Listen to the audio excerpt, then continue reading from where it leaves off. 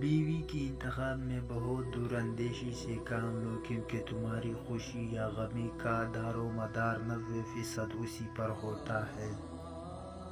آج کے دور میں اگر جیب میں چھید ہو جائے تو سکے گرنے سے پہلے سگے گر جاتے ہیں۔